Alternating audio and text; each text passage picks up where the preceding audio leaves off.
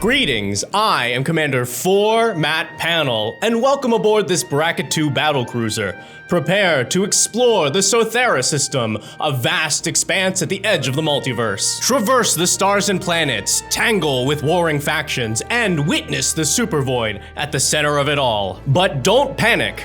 I'm a control player. Divert all power to the forward booster packs. Set your phases to combat. These are the new mechanics and archetypes for Edge of Eternities. The best part of the Sothera system is traveling throughout diverse worlds, searching for timeless artifacts or grand adventures. The worst part is the commute. It takes a whole crew to get a starship space ready, which you can do with the new station mechanic. A spacecraft is an artifact with the station mechanic. You can tap a creature you control to add charge counters to that spacecraft equal to that creature's power.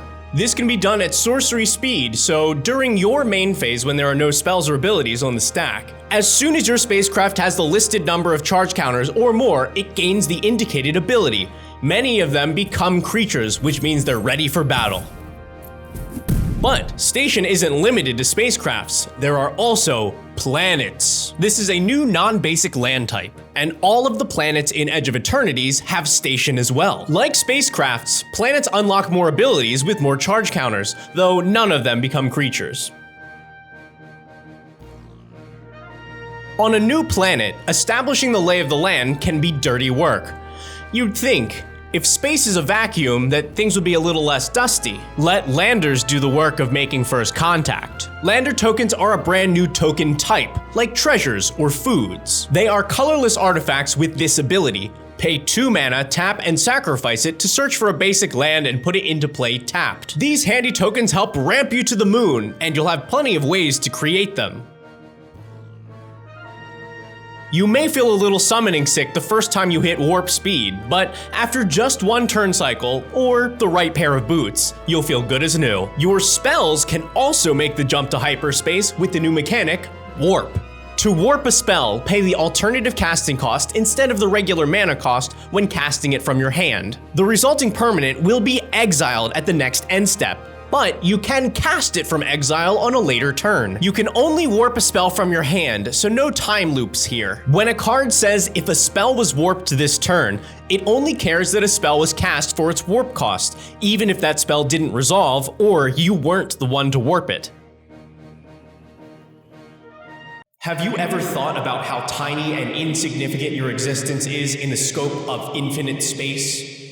Me neither. Luckily, in Sothera, it's easy to fill that void you feel inside with a new game mechanic. Void abilities come in many shapes and sizes, but all of them power up what a card can do if a non-land permanent left the battlefield or a spell was warped this turn. For instance, and sorceries, this may replace the effect of the spell or add something to it. For permanents, these will usually be abilities that trigger when non-land permanents leave the battlefield or a spell is warped. Keep in mind, Void doesn't even care whose non-land permanent or warped spell it was, yours or your opponent's.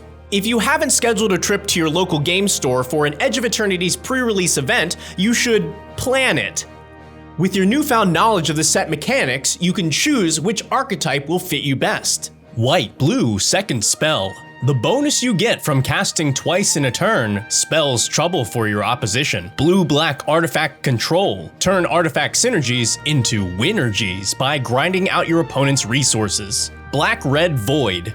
Your new understanding of the void mechanic means that for your opponents, it's game over, man. Red-green landers and landfall. Lander tokens allow for additional landfall benefits to outpace your enemy. Green-white +1/+1 counters. The little green guys aren't so little anymore. Pump up your creatures for a beatdown victory. White-black go wide. Safety in numbers? How about danger in numbers? Dominate the battlefield with your massive army.